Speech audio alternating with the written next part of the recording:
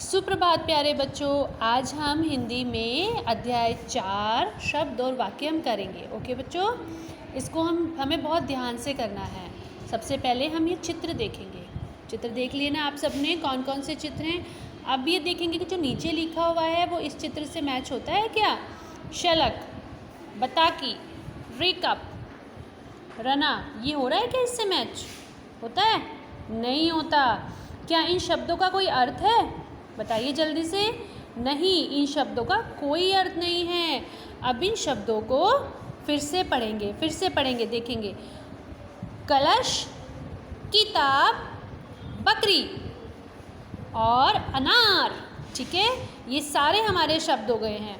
अब इनको देखो, जब हम इन्हीं शब्दों को आगे पीछे करके लिखेंगे, थोड़ा सा इसका क्रम जो होगा वो चेंज करके लिखेंगे, तो ये हमारे सार्थक शब्द नहीं होते हैं। ये हमारे शब्द जो होते हैं वो सही नहीं होते हैं। जब तक हम इनको एक सही तरीके से सार्थक क्रम में हम इनको नहीं लिखेंगे, तब तक ये शब्द हमारे कंप्लीट नहीं होते हैं, तब तक इनका कोई मीनिंग नहीं होता है। ओके, अगर आप अपना नाम ही उल्टा करके लिखोगे तो वो आपका नाम नहीं बनेगा ना। ऐसे ही अगर हम किसी भी चीज़ को उल्टा करके लिखेंगे तो उसका सही अर्थ हमें नहीं मिलता है। ओके बच्चों, आपने देखा कि वर्णों के प्रथम समूह में वर्णों का कोई अर्थ नहीं निकलता। क्यों नहीं निकलता? क्योंकि वो सब आगे पीछे करके लिखे हुए हैं, वो सही सीक्वेंस में नहीं लिखे हुए हैं। अतः वे शब्द नहीं हैं, वो शब्द नहीं होते, गलत होते हैं ना। तो उनको हम कैसे, मतलब सही शब्द तो बोलेंगे ही नहीं ना।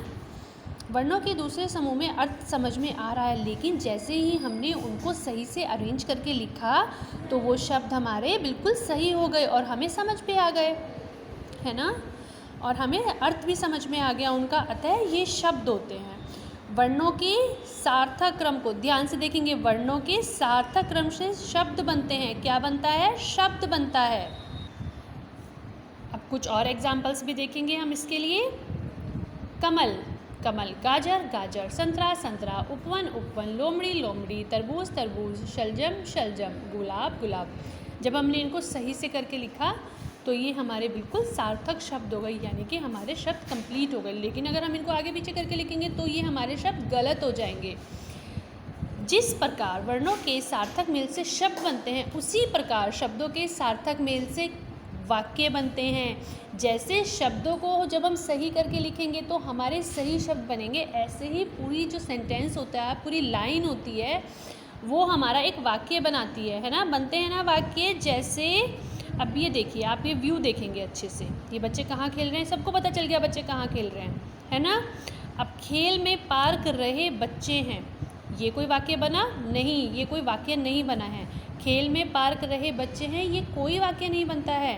क्या शब्दों के इस समूह का कोई अर्थ निकलता है? जल्दी से बताइए, कोई निकलता है? इनका अर्थ निकलता है? नहीं निकलता, क्योंकि ये शब्द सही क्रम में नहीं है। अब इसी को हम थोड़ा ठीक करके लिखेंगे। बच्चे पार्क में खेल रहे हैं। जैसे ही हमने इसी लाइन को सही करके लिखा तो एक सेंटेंस बन गया, एक पूरा वाक्य बन गया जो बिल्कुल सही लिखा हुआ है। इस वाक्य का अर्थ स्पष्ट है क्योंकि इसमें शब्द सही क्रम में है। अतः शब्दों के सही क्रम से वाक्य बनते हैं। आगे पीछे उल्टा सीधा लिखकर नहीं बनते वाक्य। जब तक हम उनको एक सही क्रम में नहीं लगाएंगे तब तक हमारा वाक्य नहीं बनेगा। ओके, नेक्स्ट इज और कुछ एग्जाम्पल्स और देखेंगे। निकल रहा है सूरज। क्या सूरज निकल रहा है ऐसा कभी हम बोलते हैं क्या? नहीं बोलते। सूरज निकल रहा है पढ़ती लड़की किताब, ये भी कोई हमारा वाक्य नहीं होता। ये भी क्या, कैसे लिखेंगे इसको सही? लड़की किताब पढ़ती है नमन जाता स्कूल, है नमन जाता स्कूल, ये कोई वाक्य नहीं होता बेटा। जब तक हम इसको सही क्रम में नहीं लिखेंगे तब तक हमारा वाक्य नहीं बनेगा। नमन स्कूल जाता है। ने माँ बनाया खाना, ने माँ बनाया खाना, ये भी कोई हमारा सही वाक्य नहीं होता है। सही वाक्य क्या होगा? माँ ने खाना बनाया। वर्णों के सही क्रम से शब्द बनते हैं, ठीक है, और शब्दों के सही क्रम से क्या बनता है? वाक्य बनता है। अब आता है आगे, ये हमारे प्रश्न उत्तर हैं और ये एक्सरसाइज हैं, ठीक है। ये हम लोग कल करेंगे। आज केवल आपको चैप्टर की रीडिंग करनी है 2-3 टाइम्स, अच्छे से रीडिंग करनी है। तब हम कल इसका चैप्टर करेंगे तो आप फटाफट से इसके आंसर दे पाओगे। ओके बच्चों, have a good day, bye.